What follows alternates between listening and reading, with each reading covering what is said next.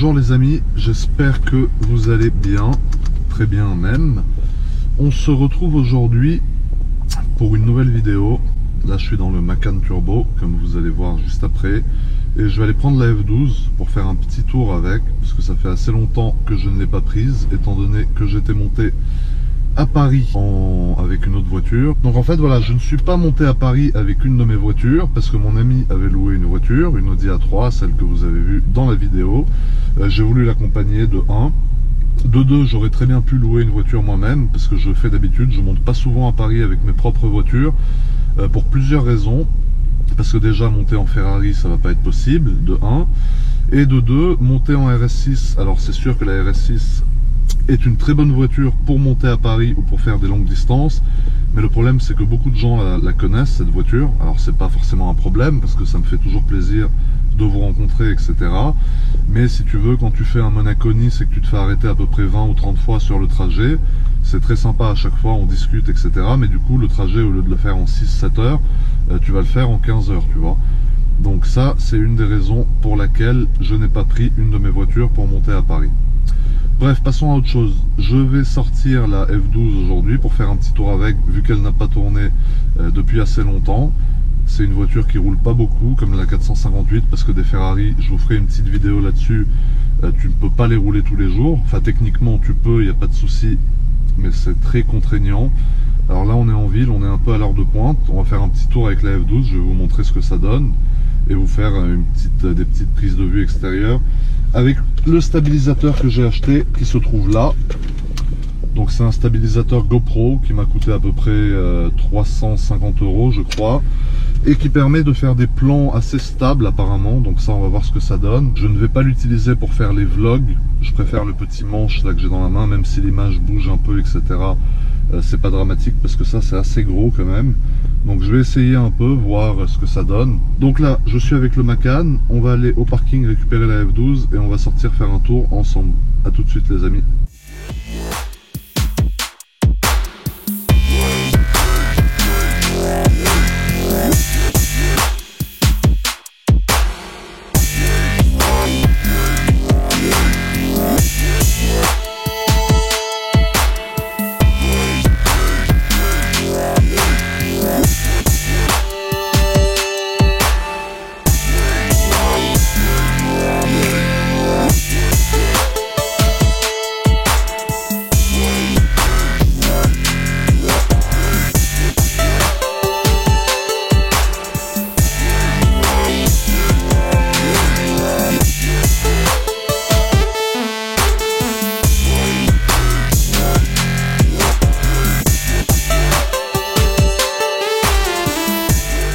Alors là on est dans les bouchons, parce qu'aujourd'hui j'ai décidé de la sortir.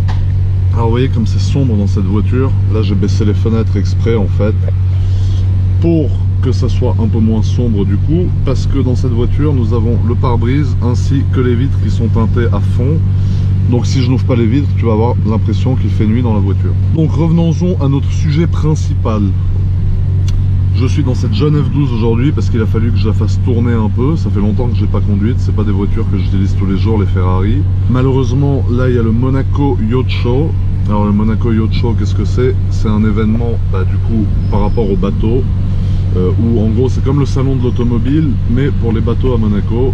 Donc inutile de dire que c'est blindé de monde. Alors ici nous arrivons à un petit croisement assez stratégique. On va voir si... Ah, il me laisse passer. Merci monsieur. Toujours remercier les gens gentils comme ça qui te laissent passer. Même si après tu vois, il y en a qui n'ont pas forcément compris le but du truc. Merci. Donc tu vois, du coup pendant le Yacht Show Monaco, c'est blindé de partout. Tu vois là en fait ils se sont mis sur la voie des bus pour rentrer au parking.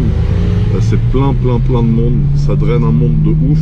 Tu vois, ça se passe sur le port là-bas. Je sais pas si tu arrives à voir d'ici. Et du coup tu as tous les bateaux. Il faudrait que j'essaye de vous faire une petite vidéo rien que sur ça, parce que c'est un événement qui est super sympatoche comme on dit dans le jargon.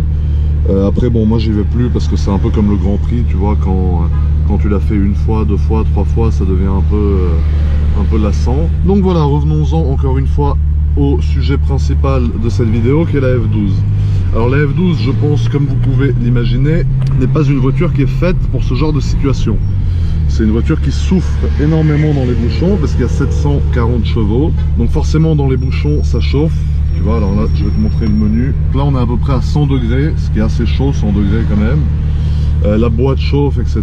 Bon, en gros, la voiture est en pleine souffrance. C'est comme me torturer un être humain, ce que je suis en train de faire maintenant. Après, j'avais complètement oublié que c'était le Yacht Show et qu'il y aurait autant de monde qu'aujourd'hui. D'où le titre de cette vidéo. J'ai sorti ma F12 dans les bouchons.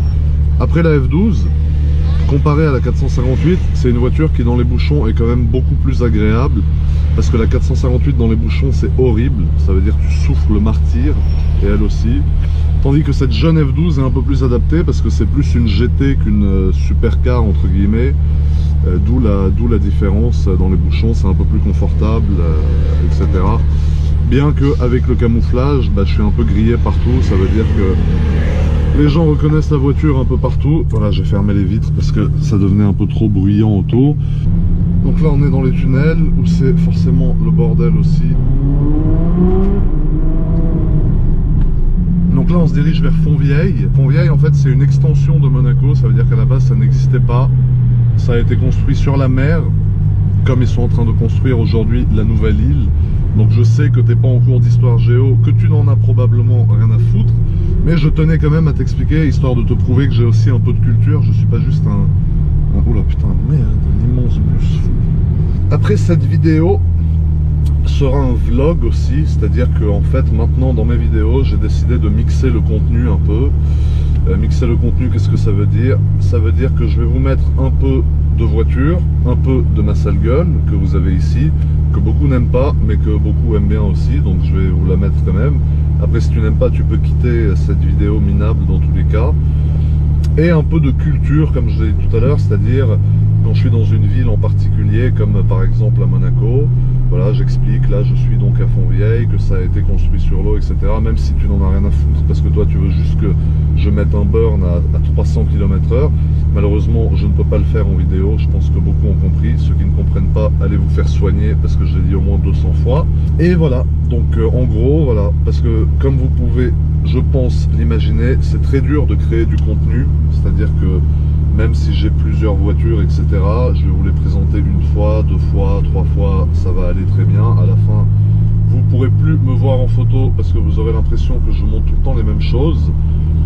Donc je suis obligé, entre guillemets, de diversifier mon contenu et je le fais avec plaisir parce que je pense que ça vous plaît, enfin j'espère du moins que ça vous plaît.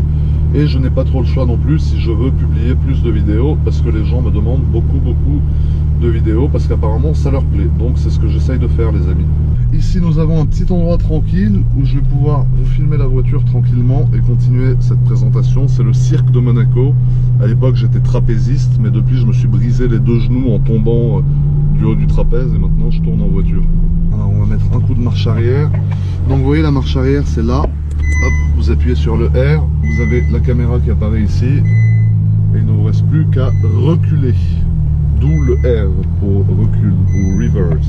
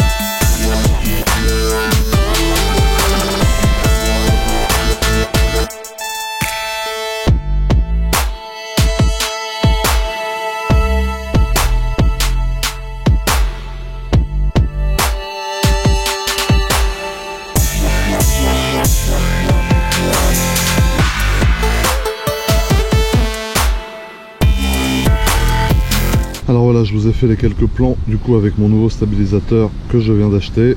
Je suis de retour avec ma jeune perche folle. Donc vous voyez, je vous montrais justement les jantes, etc.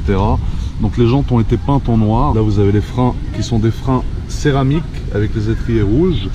Ce liseré qui est posé là a été posé par mon ami MM Luxury Custom. Les pneus c'est des Michelin Pilote Super Sport. Michelin qui a été écrit aussi ici également par mon ami MM Luxury Custom. Alors ce n'est pas la peinture rouge qu'on a laissée d'origine, parce que la voiture d'origine était de couleur rouge, pardon, excusez-moi. C'est de l'autocollant rouge qui a été collé par-dessus le covering, parce que je voulais pas qu'il y ait de carrosserie apparente sur cette voiture. Les feux arrière ont été teintés, uniquement la partie rouge a été teintée en noir par MM Luxury Custom, et la partie centrale, c'est-à-dire le blanc, a été laissée blanche. Je pense que tout le monde a pu constater que le pare-brise était teinté. Tu vois le joli reflet à l'intérieur. Ça c'est pour une question aussi de vie privée, parce qu'il y a beaucoup de gens qui prennent la voiture en photo, comme vous pouvez vous imaginer. Et des fois je ne suis pas seul à l'intérieur, je suis avec des gens ou des amis qui tiennent à rester entre guillemets anonymes. D'où le teintage du pare-brise, pour ceux qui me demandent pourquoi est-ce que j'ai fait teinter mes pare-brises. Alors ça c'est la partie la plus intéressante sur cette voiture. C'est le moteur forcément, qui est un V12. Donc vous voyez les 12 cylindres, ça recule quasiment jusqu'au fond, c'est-à-dire le moteur est enfoncé, il rentre quasiment sur le tableau de bord à l'intérieur. Vous voyez, les 12e cylindres sont cachés au fond. Il est en position très reculée quand même, parce qu'ici vous voyez qu'il y a de la place. Et ensuite voilà, après tout ça c'est de la mécanique, moi je ne m'y connais absolument pas, c'est-à-dire je ne saurais pas te dire ce que c'est ça ou ce que c'est ça, voilà. Tout ce que je sais dire c'est que c'est un 12 cylindres de 740 chevaux et que c'est beaucoup trop puissant par rapport à la voiture, que c'est limite dangereux, mais c'est aussi ça qu'on aime. Voilà. L'intérieur de capot n'a pas été fait en covering, il aurait pu être fait, j'ai dit que ça servait à rien parce que ça coûte plus cher. Et je ne roule pas avec le capot de la voiture ouvert, même si je dois avouer qu'elle a une bonne gueule comme ça, tu vois. Elle est assez sympathique avec le capot ouvert comme ça. Mais je roule avec le capot fermé uniquement, donc ça ne me sert à rien du tout de faire l'intérieur de capot. Mais en tout cas c'est possible d'être fait pour les maniaques, s'il y en a qui veulent le faire, vous savez que ça peut être fait. Ici cette lumière que vous voyez, c'est l'anti-brouillard arrière, donc ça rappelle un peu les Formule 1, vous savez, quand elle rentre dans le stand, entre guillemets, quand ça s'allume. Donc là tous les points s'allument en rouge. Ici vous avez la caméra arrière qui se trouve là. Et là vous avez le diffuseur avec les liserés rouges qui ont été posés par MM Luxury Custom également. Alors là nous nous apprêtons à démarrer la voiture. Donc premièrement il faut tourner la clé de contact qui est là, donc que vous insérez dans le trou. Et ensuite vous avez le bouton Engine Start, c'est-à-dire pour démarrer le moteur. Vous appuyez dessus et voilà, ça démarre. Vous voyez le bouton, c'est pareil que la 458. Vous avez les clignotants qui sont là. Ici c'est le mode pour avoir la suspension un peu plus confortable. Ici c'est pour faire des appels de phare. Et ici c'est pour choisir votre mode de conduite, à savoir confort, sport ou racing. Ici vous avez les essuie-glaces. Et voilà pour ce qui est du volant les amis. Donc maintenant on démarre. Ah oui, c'est dur de rester arrêté avec cette voiture sans que beaucoup de gens viennent la prendre en photo, etc. C'est pour ça que je suis obligé de bouger, parce que je ne peux pas rester au même endroit trop longtemps. Vu que je suis en train de vous filmer une vidéo, je pense que je vais aller garer la voiture, parce que là dans le centre de Monaco il y a un nombre de bouchons abominables. Et franchement, à conduire dans les bouchons c'est pas agréable du tout cette voiture. Donc là voilà, je vous ai fait cette petite vidéo. Je vous en referai d'autres avec cette voiture, je sais que vous me demandez beaucoup, mais c'est vrai que je ne la sors pas souvent, vu que c'est souvent un peu le bordel dans Monaco.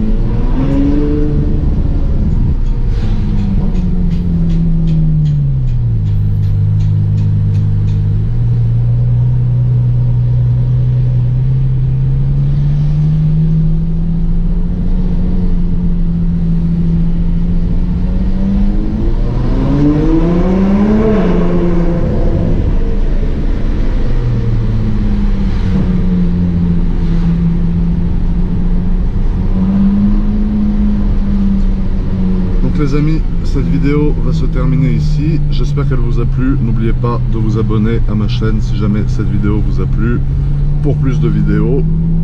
Je vous remercie d'avoir regardé. Prenez soin de vous comme d'habitude. Voilà tout le monde, je vous embrasse, bisous.